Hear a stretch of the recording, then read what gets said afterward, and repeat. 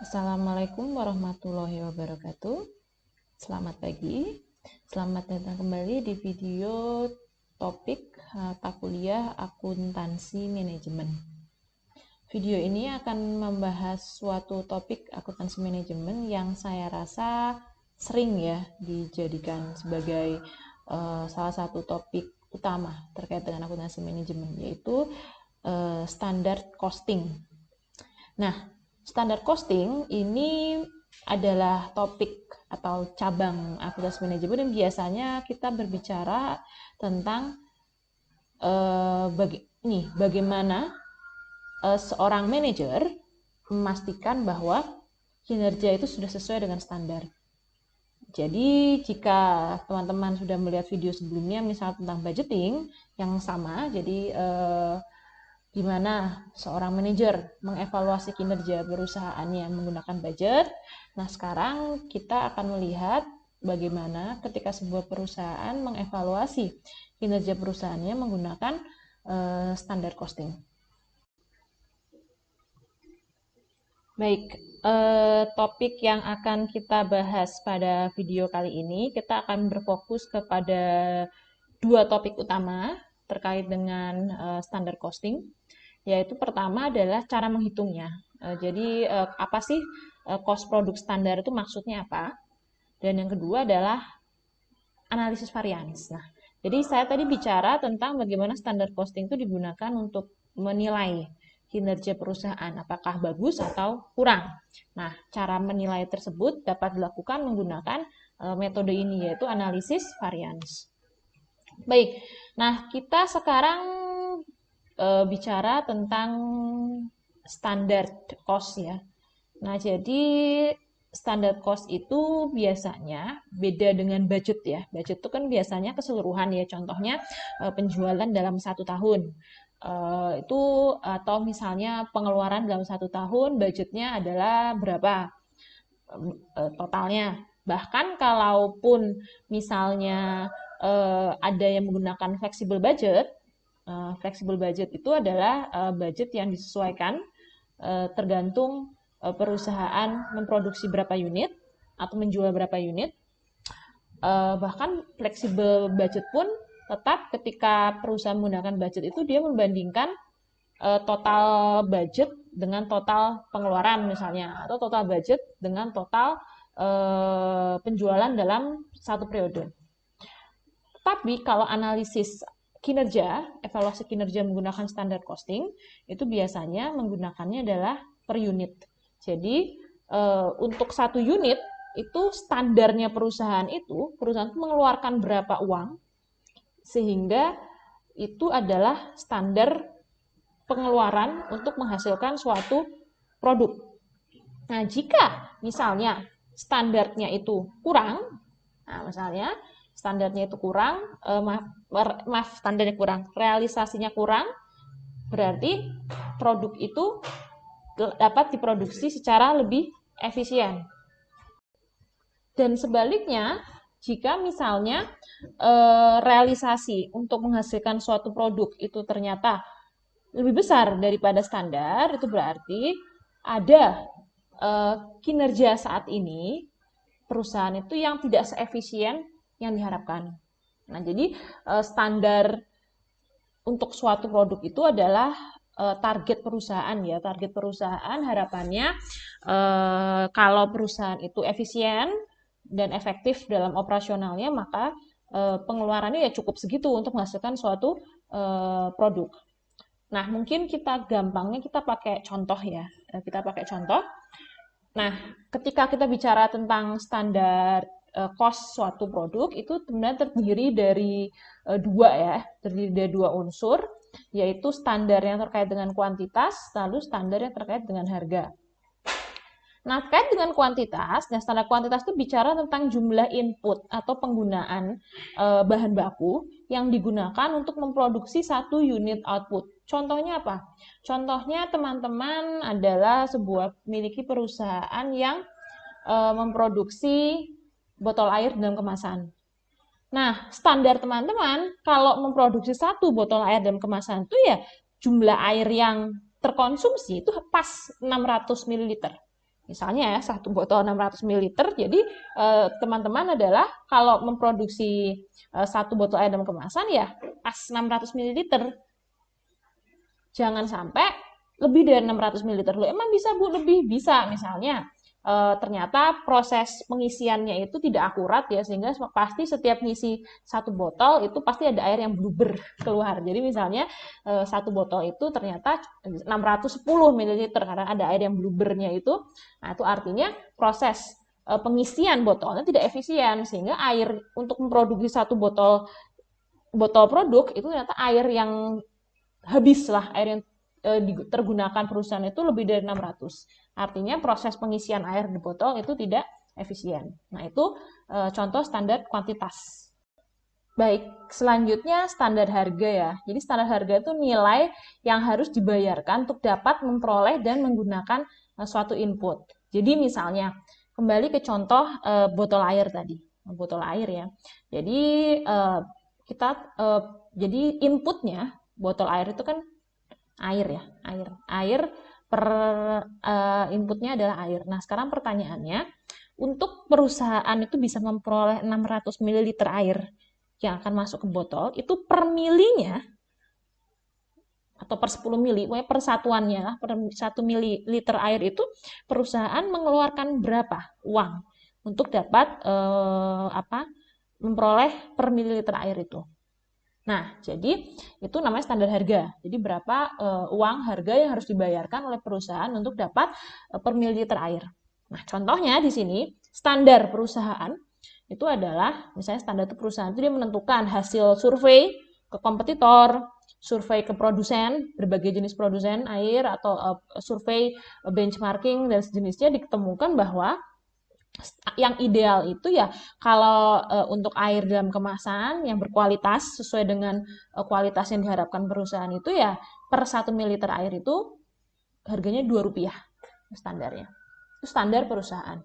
Nah, nanti realnya di lapangan kalau misalnya ternyata katakanlah pada bulan Maret setelah perusahaan melakukan produksi ternyata ketemu wah nggak Rp2 per mililiter, ternyata naik jadi Rp3 per mililiter. Itu berarti lebih besar daripada standar. Nah, kalau besar daripada standar, ini ada pertanyaan nih. Ini kenapa kok harganya naik? Nah, apakah harganya naik ini memang karena memang karena ada kelangkaan barang yang di luar kendali perusahaan, atau jangan-jangan perusahaan yang salah milih supplier misalnya, atau jangan-jangan perusahaan ada prosedur yang tidak efisien sehingga harganya lebih tinggi daripada standar. Nah, itu contoh penggunaan standar harga. Nah, sehingga ketika kita sudah mengetahui standar kuantitas dan standar harga, kita bisa menghitung cost standar per unit yang rumusnya adalah standar kuantitas dikali standar harga. Untuk contoh yang botol air ini berarti per botol kan standarnya isinya 600 ml air. Lalu per 1 ml air standar harganya adalah Rp2. Sehingga standar cost per unit untuk per botol air dalam kemasan perusahaan adalah 1.200. Nah, ini standar per unit. Jadi nanti perusahaan akan real nih ngitung. Ini standarnya Rp1.200 per botol. Nanti perusahaan ngitung realnya pada tahun 2020 per botol itu, kalau dia itu produksi per botol itu berapa? Yang dia keluarkan. Kalau ternyata lebih dari 1.200, nah itu harus di 1.200 mungkin ada operasi perusahaan yang nggak efisien.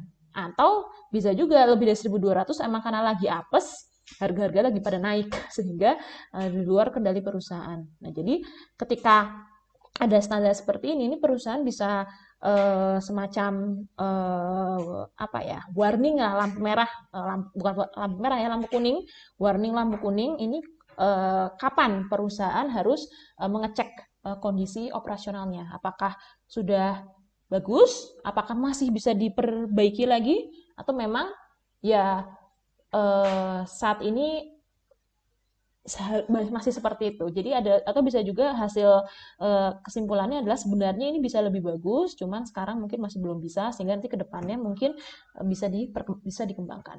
Nah, itu sekilas pengantar tentang standar cost per unit. Baik, nah ini sedikit informasi ya terkait dengan sistem pencatatan cost manufaktur yang digunakan perusahaan. Jadi, ketika sebuah perusahaan manufaktur beroperasi dengan pencatatan akuntansinya, biasanya mereka cenderung menggunakan salah satu model cost ini ya, model cost sistem cost-nya. Yang pertama adalah perusahaan ini actual costing system. Jadi actual costing system itu mereka mencatat bahan baku, tenaga kerja maupun overhead itu ya benar-benar yang terjadi. Jadi ya yang teman-teman belajar di akuntansi pengantar kemarin terkait dengan akuntansi manufaktur yang di awal pertemuan, nah itu. Jadi betul-betul yang dicatat itu sesuai dengan penggunaannya. Nah, itu actual costing system.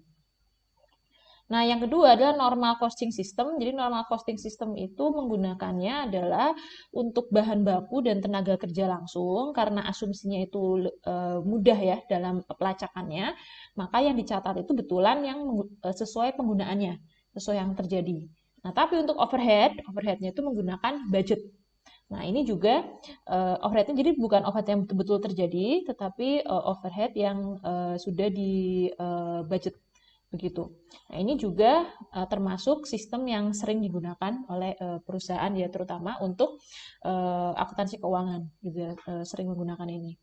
Nah, yang ketiga, standar costing system. Nah, standar costing system itu di sini cost manufaktur itu dihitung standar. Jadi bahan baku, tenaga kerja dan overhead ini semua dihitung menggunakan standar. Nah, yang standar costing system ini sepengetahuan saya, silakan dikoreksi jika salah, sepengetahuan saya ini tidak digunakan di akuntansi keuangan.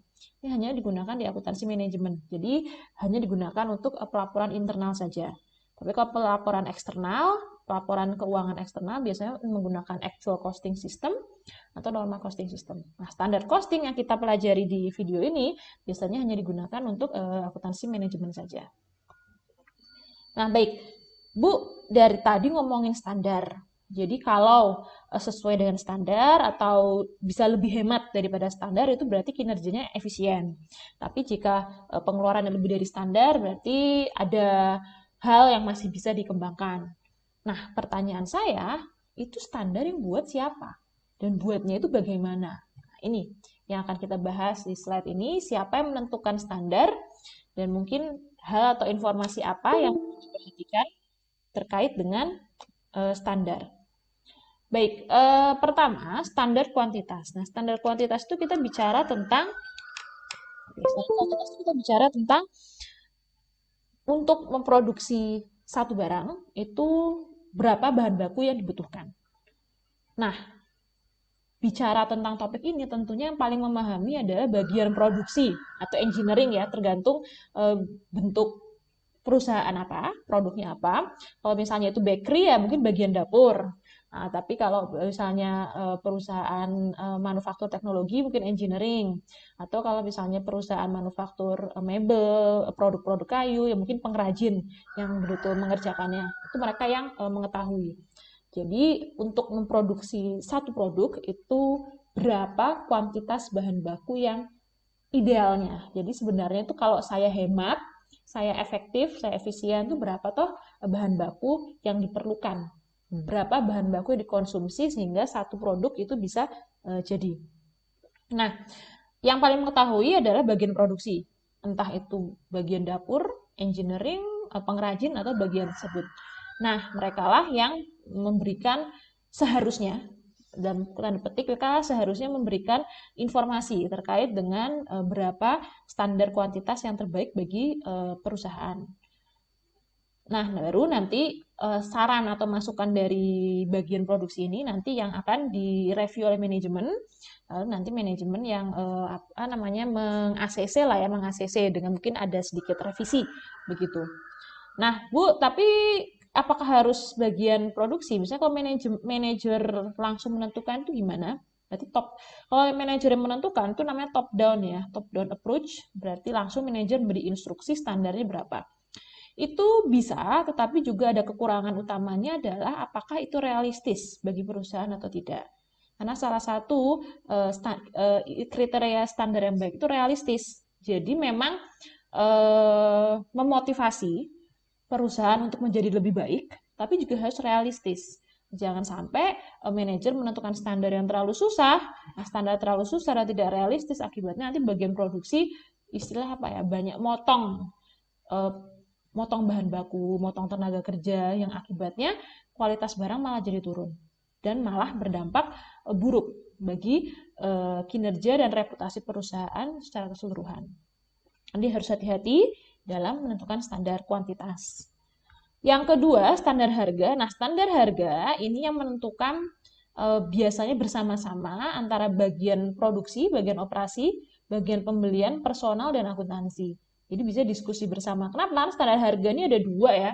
Standar harga itu ada standar harga terkait dengan harga produk, ada standar harga yang terkait dengan harga ini tenaga kerja langsung. Nah, jadi misalnya harga produk kan misalnya 1/1 ons tepung itu harganya berapa misalnya, atau per 1 kantong tepung harganya berapa. Itu biasanya mungkin bagian operasi sama pembelian.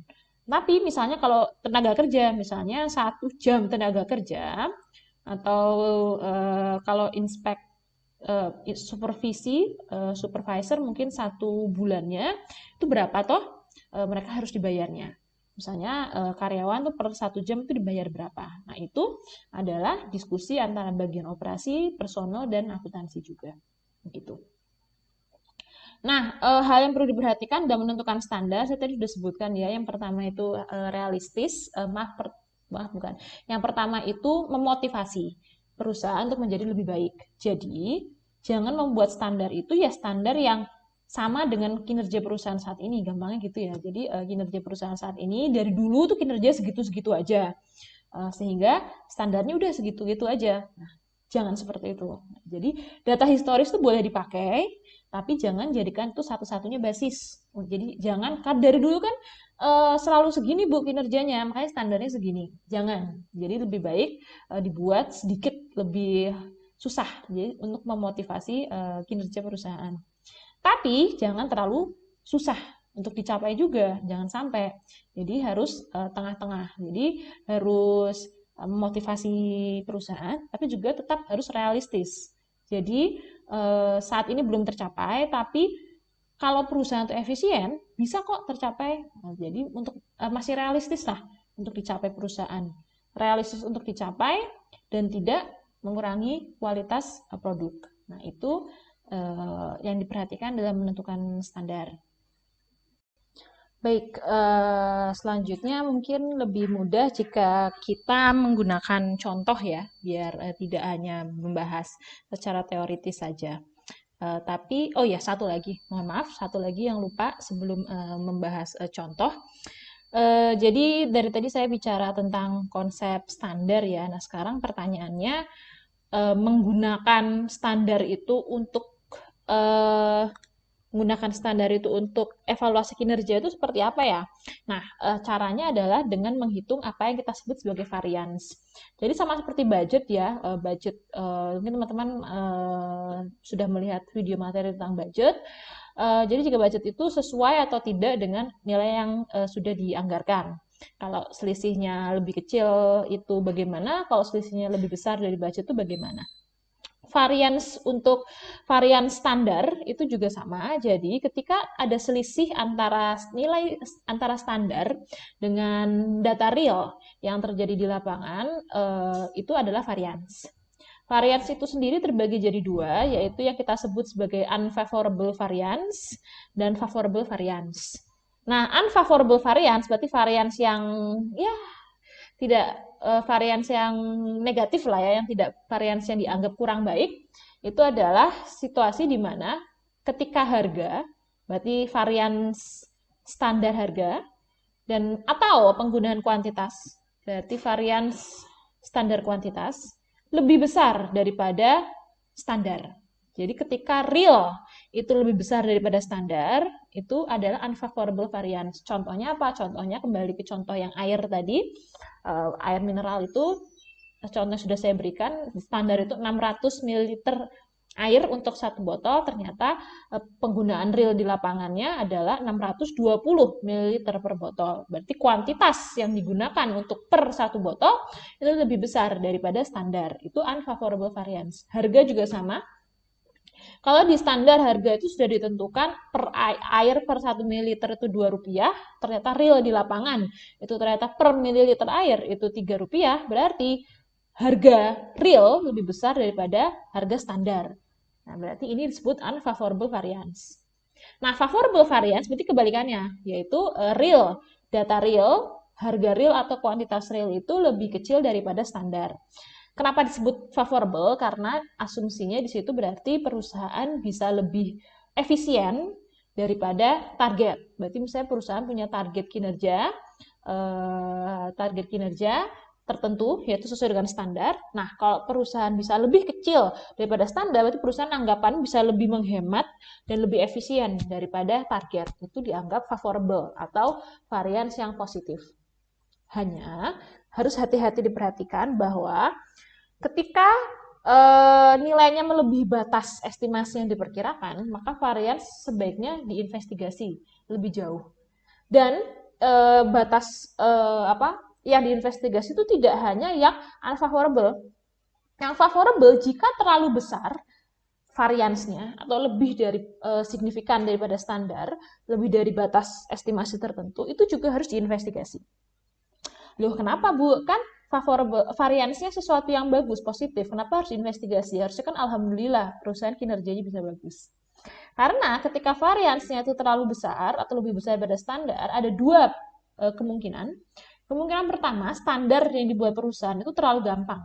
Sudah tidak update, sudah tidak sesuai dengan kondisi perusahaan. Harusnya standar itu kan saya bilang harus menantang perusahaan untuk selalu lebih baik. Jadi ketika favorable variance terlalu besar, berarti standar yang dibuat perusahaan ini sudah nggak update dan mungkin perlu di-update sehingga dibuat lebih menantang perusahaan. Itu kemungkinan pertama. Kemungkinan kedua adalah operasi perusahaan itu varians favorable-nya terlalu besar itu bisa jadi kalau standarnya itu sudah standar yang dibuat perusahaan itu sudah standar yang paling relevan untuk perusahaan, tapi kok favorable variance-nya besar, itu bisa saja indikasi bahwa dalam kegiatan produksinya itu ada pemotongan kuantitas atau pemotongan harga yang kalau terlalu signifikan, ini bukan penghematan, bisa terjadi ini malah mengurangi kualitas produk barang. Contohnya apa? Contohnya air ya, kembali ke contoh botol air. Standarnya bilang satu botol air itu 600 ml. Kalau misalnya kurang dari 600 ml, apa yang terjadi? Bu, itu favorable kan, bagus. Nah, tapi untuk perusahaan air mineral, kalau kurang dari 600 ml air per botol, itu bisa dianggap membohongi pelanggan. Jadi walaupun kalau ada varians favorable sih, karena lebih kecil kan favorable. Varians favorable itu secara teori ya bagus, hemat. Tapi untuk air minum mineral, itu tidak bagus favorable variance itu. Kenapa? Jadi kalau ada variance itu tidak bagus. Jadi entah itu unfavorable atau favorable variance. Kalau unfavorable berarti perusahaan boros. Wajar, tidak bagus. Tapi favorable variance itu berarti satu botol itu misalnya 580 ml air.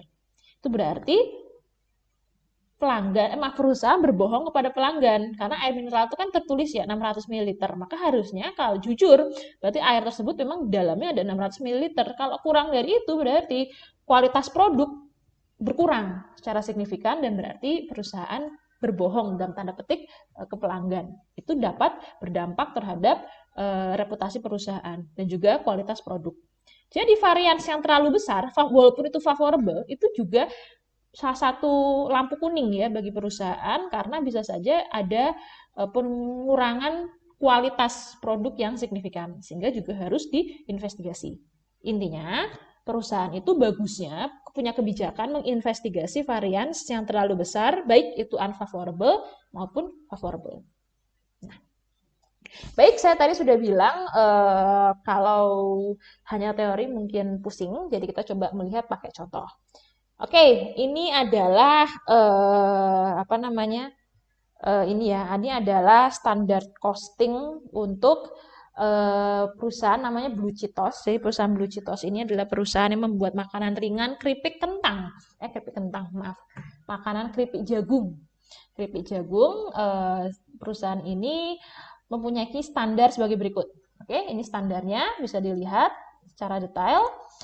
Standarnya, nah ini standar harganya, ini standar kuantitasnya. Ini untuk per unit ya. Jadi bahan baku, pembahan baku, misalnya bahan bakunya ada beberapa bahan baku. Ini tenaga kerja, ini overhead. Nah, ini detailnya ya, nah, seperti itu. Sehingga per unitnya standar cost-nya adalah 0,56 dolar per satu buah satu kemasan keripik jagung. Nah, sekarang langsung real perhitungan ya. Jadi saya menggunakan perhitungan, kita ngitung bareng-bareng. Baik, jadi kita akan menghitung varians untuk Blue Cheetos ini. Kita akan menghitung variansnya. Kita mulai dari varians yang terkait dengan material dulu. Varians material itu ada dua ya, kalau teman-teman masih ingat, berarti ada varians harga dan varians kuantitas. Nah, ini standarnya. Ini data realnya, oke, data produksi realnya. Nah, sekarang kita akan mulai menghitung varians harga materialnya. Oke, varians harga material, ini rumusnya sudah ada ya, di PowerPoint juga sudah ada rumusnya terkait dengan price variance. Price variance ini rumusnya adalah AP dikurangi SP ya, bisa dilihat di sini. Saya tulis di sini biar gampang. Nah, oke, jadi bisa dilihat di sini. AP itu berarti actual price ya. AP itu berarti actual price.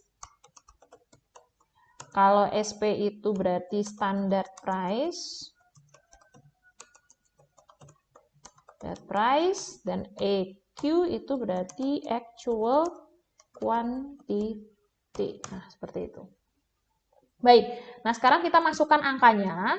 Pertama, AP. AP actual price, berarti data aktual. Nah, ini kan yang standar, kita lihat yang di sini. Harga aktual untuk harga aktual untuk ini kita produknya adalah cost bahan baku jagung. Oke, bahan baku jagung. Di sini kita bisa lihat bahan baku jagung. Di sini kita akan ngitung hanya untuk jagung sama inspeksi ya. Variansnya, bahan baku yang ini, jagung. Nah, ini aktual. Aktualnya harganya adalah ini. 0,0069 per ons. Oke, berarti total yang dibayar perusahaan untuk semua yang digunakan itu adalah ini. Cuma kita sekarang kan masih bicara harga ya. Jadi kita lihat baru harganya per onsnya berarti 0,069. Berarti ini actual price-nya. Nah, ini kita ganti di sini 0,069. Nah, selanjutnya standard price-nya, kita lihat standard price-nya untuk corn, kita bisa lihat ya, corn-nya di sini, yang atas ini blue corn. Standard price-nya per ons, standard price-nya per ons adalah 0,006. Nah, berarti di sini 0,006. Oke, kita bisa lihat sekilas di sini actual price-nya 0,00. Oke, ini nolnya kurang 1, makanya saya baru sadar. Nah, actual price-nya 0,0069. Di sini standar price-nya 0,006. Berarti actualnya lebih besar ya daripada standarnya. Berarti sekilas ini kelihatannya akan unfavorable ya. Coba kita lihat. Nah, tapi Bu, ini kita cukup begini saja? Enggak, dikalikan actual quantity. Nah, actual quantity-nya itu berarti bisa dikalikan dengan actual quantity. Nah, actual quantity-nya yang mana, Bu? Nah, actual quantity-nya itu berarti dalam 1 bulan Maret ini berapa ons? Oke, berapa ons yang digunakan untuk kegiatan produksinya. Nah, berapa onsnya yang digunakan? Nah, kita bisa lihat di sini actual quantity-nya untuk bulan Maret ini untuk produksi 48.500 unit itu yang digunakan adalah 780.000 ons. Maka actual quantity-nya adalah 780.000. Nah, jadi kalau sekarang kita hitung, berarti MPV-nya berapa, Bu? Nah, kita tinggal hitung saja ya secara total. Saya pakai rumus Excel di sini. 0069 dikurangi 0,006 dikali 780. Nah, sehingga kita bisa dapat di sini rumusnya. Berarti kita bisa dapat di sini MPV-nya adalah 702. Nah, perhatikan teman-teman, ini nilainya positif ya, positif. Kenapa positif, Bu? Karena ini kan AP-nya lebih besar daripada SP. Sehingga nilai yang dihasilkan ini positif, bukan negatif. Kalau positif, itu berarti varians ini dia adalah, saya tak kasih satu baris di bawah ya. Berarti variansnya kalau nilai positif seperti ini, variansnya adalah unfavorable. Karena berarti actual price-nya lebih besar daripada standard price-nya. Seperti itu. Baik, ini untuk menghitung varians untuk harga ya, varians harga material, material price variance.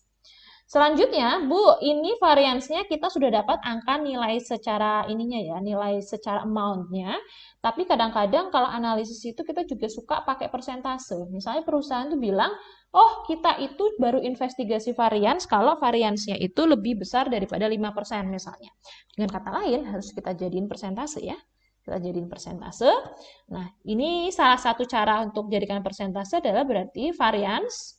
Oke, variansnya dibagi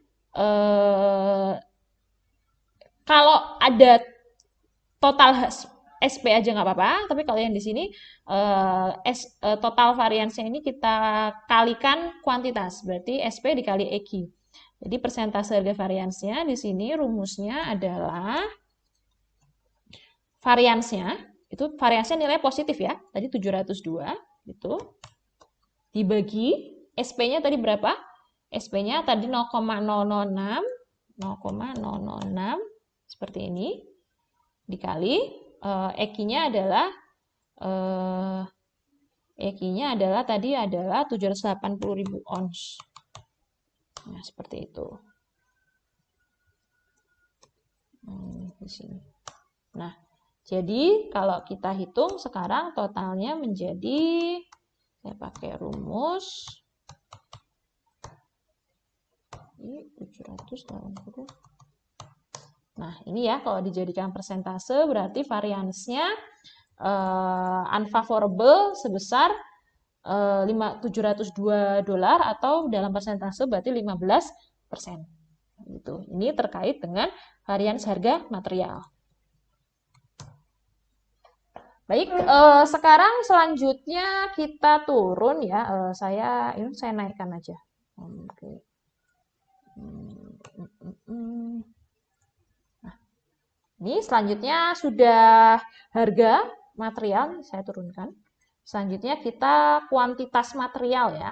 Kuantitas material jadi sama, kalau harga berarti kita bicara tentang harga, kalau material kita bicara, harga kita bicara tentang kuantitas. Jadi per onsnya, per unitnya itu berapa yang digunakan. Jadi kita bicara tentang apa namanya, penggunaan jagungnya. Untuk varians material ini berarti kita membandingkan antara standar dengan kuantitas. Jadi mana yang lebih besar antara kuantitas sama standar. Oke, rumusnya sebagai berikut ya. EQ dikurangi SQ dikali SP. Actual quantity dikurangi standard quantity dikali standard price. Nah, pertama, kita mulai dari aktual kuantitas. Aktual kuantitasnya yang mana ya, Bu ya? Yang atas ini dong, kan sudah dilihat ya. Penggunaannya adalah 780.000 ons jagung. Itu yang betulan digunakan perusahaan. Nah, ini saya tulis di sini. Ini 700, ini actual quantity-nya ada 780.000. Nah, pertanyaannya sekarang, standard quantity-nya berapa? Nah, standar kuantitinya berapa? Standarnya kita lihat yang di kanan nih. Bu, standarnya yang mana ya? Nah, ini kita harus nggak secara langsung teman-teman muncul di sini. Jadi teman-teman harus memahami secara implisit ya. Ini mana? Jadi kita kan bicara tentang penggunaan jagung. Berarti standar kuantitinya itu yang ini nih teman-teman, 18 ons. Loh Bu, sebentar, masa cuma 18 ons? 780.000. Ini kan 18 onsnya per unit ya teman-teman. Jadi kita harus hitung kalau perusahaan itu produksinya 8.500 unit, berarti standarnya berapa ya? Nah, kita hitung dulu standar kuantitinya. Ini model soal yang standar kuantitinya nggak langsung dikasih tahu. Kalau teman-teman udah langsung dikasih tahu ya lebih gampang. Berarti 18 ons per 18 ons itu kan per kantong jagung ya. 18 ons. Nah, kita kalikan tadi berapa? Ada bulan Maret itu 48.500 keripik jagung. Berarti di sini dikali 48.500. Nah, sehingga kita dapat realnya adalah standarnya adalah 873.000. Itu standar kuantitinya. Berarti di sini adalah 873.000. Nah, dikali standar price. Standar price-nya per onsnya berapa? Per on ini tadi ya, sudah ada per onsnya itu adalah 0,006. Nah, sehingga kita sekarang hitung di total kira-kira berapa ya nilainya. Kita hitung total pakai rumus di sini. Ini 873 dikali 0,006. Nah, oke, bisa dilihat di sini salah, nggak usah di ini. Nah, ini ya bisa dilihat variansinya sebesar $558 negatif. Negatif apa artinya? Artinya aktualnya itu lebih kecil daripada standar. Berarti ini varians yang favorable. Nah, favorable. Nah, begini favorable. Nah, seperti ini. Variansnya berarti favorable. Gitu ya, teman-teman. Baik, sekarang kita lihat persentasenya. Kalau pakai persentasenya itu gimana, Bu? Sama seperti yang di atas ya. Persentasenya berarti di sini variansnya berapa? Dikali SP dikali EQ. Nah, di sini variansnya itu adalah 558 negatif ya. 558 negatif. Sementara SP dikali EQ-nya tadi kita sudah lihat ya, SP dikali EQ-nya itu adalah 0,006. Ini 0,006 dikali 780.000. Betul kan? Iya, betul. Kali di sini 780.000. Oke, bisa dilihat. Jadi di sini secara rumus saya hitung dulu.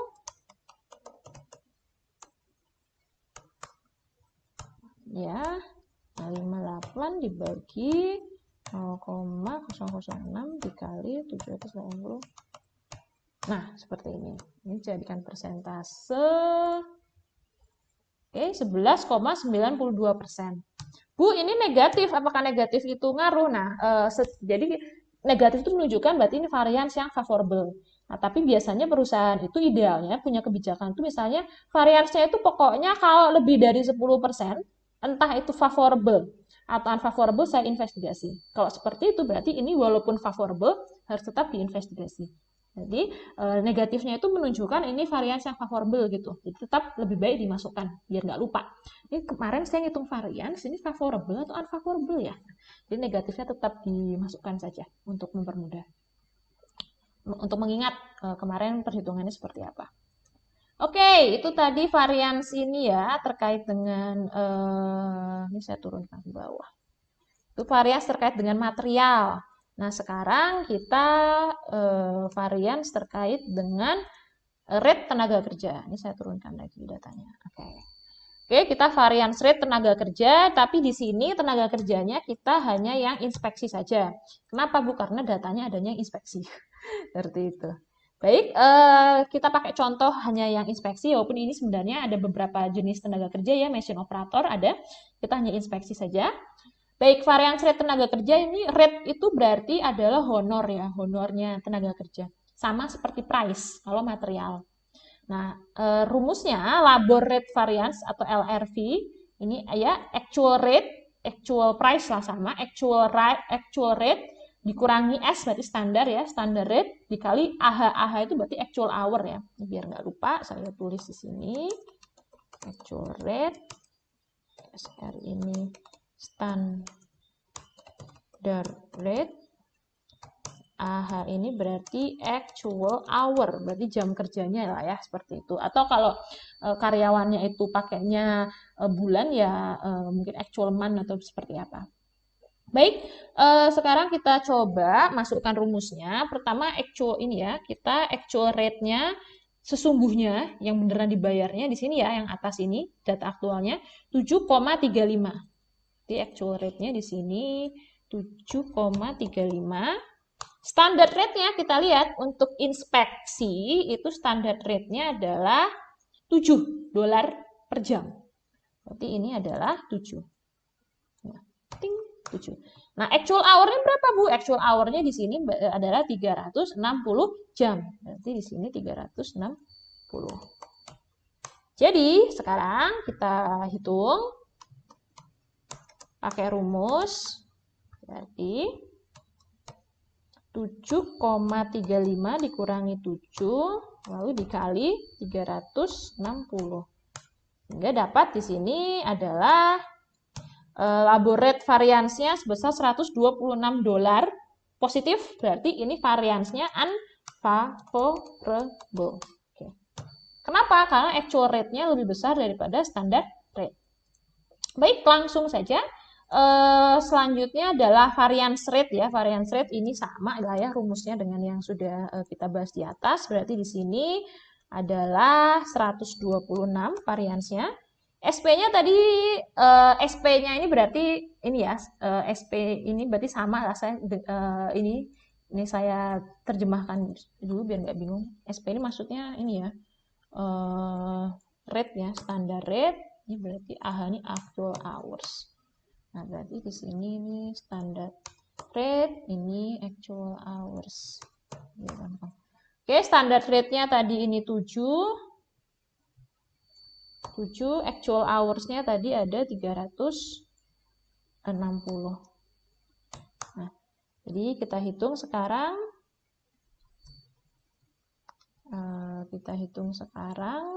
Pakai rumus.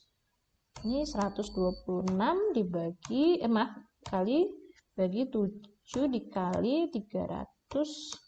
Nah, seperti ini. Ini kita jadikan persentase, berarti adalah sebesar 5%. Gitu. Oke, ini rate tenaga kerja. Sekarang, Bu, ini kan kalau material tadi kan ada price, ada kuantitas. Kalau tenaga kerja itu ada rate, sama satunya adalah efisiensi ya, efisiensi tenaga kerja. Berarti rate dan hours-nya, berarti variance untuk hours atau jam kerjanya. Kita hitung lagi bareng-bareng. Nah, perhatikan, nah rumusnya di sini, ini ya, rumusnya adalah, kita lihat, actual hour dikurangi standard hour dikali standard rate. Baik, kita lihat.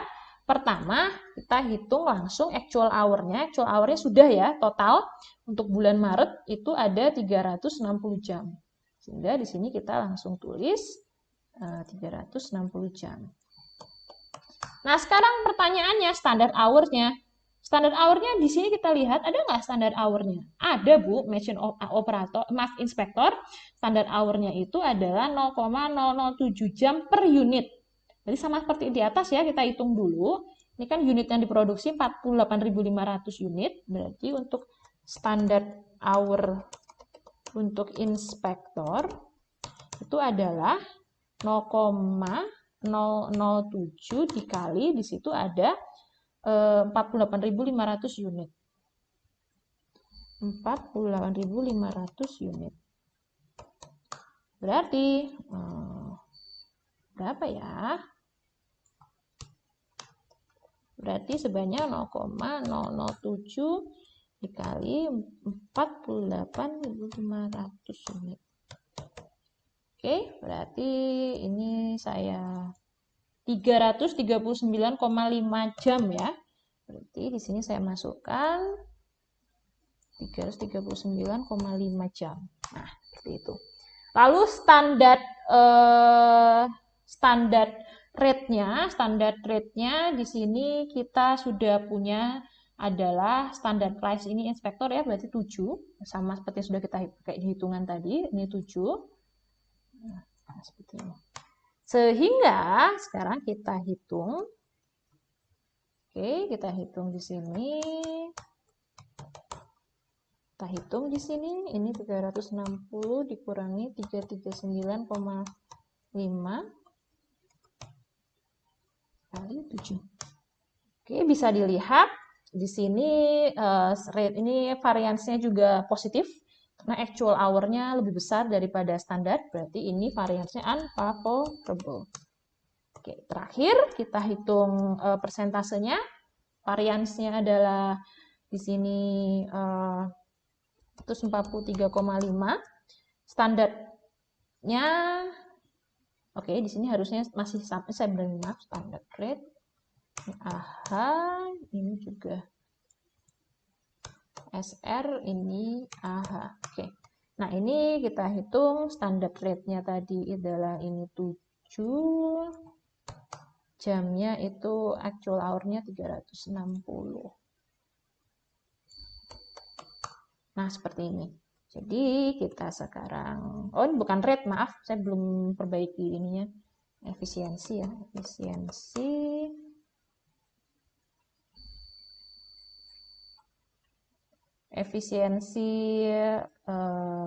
efisiensi tenaga kerja. Nah, ya, saya betulkan dulu.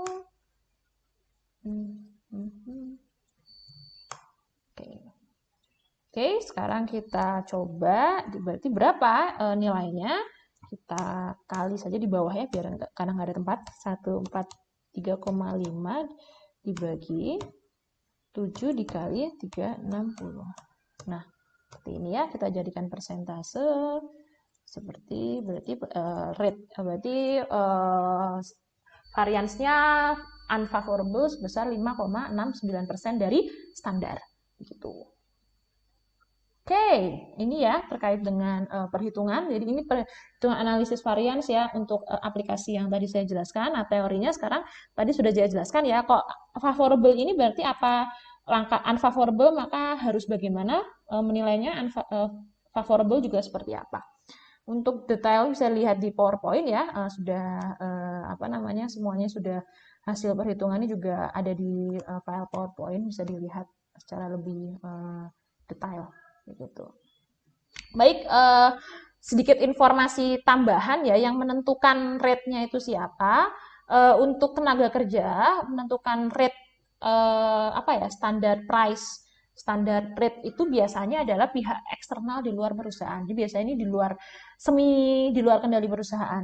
Biasanya ditentukan oleh kebijakan pemerintah, UMR contohnya, atau biasanya perjanjian dengan asosiasi karyawan. Jadi biasanya standard rate sama actual rate itu sama. Tapi bisa juga sih terjadi di mana ada selisih. Nah, ini varians efisiensi tenaga kerja. Efisiensi tenaga kerja ini kan berarti menunjukkan semakin sedikit jam kerja pegawai itu semakin bagus ya, favorable. Tapi harus hati-hati terkait hal ini, karena kesannya kan semakin sedikit kerja itu semakin bagus, ada akibatnya karyawan malah jadi malas kerja seperti itu.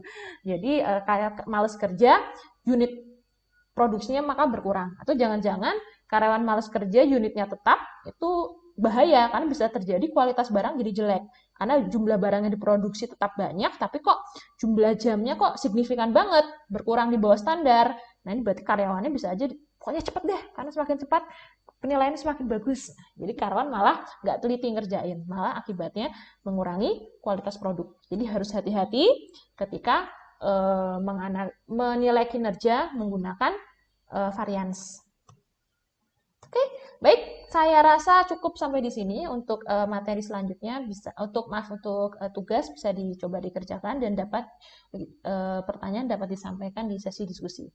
Akhir kata, wassalamualaikum warahmatullahi wabarakatuh. Selamat pagi.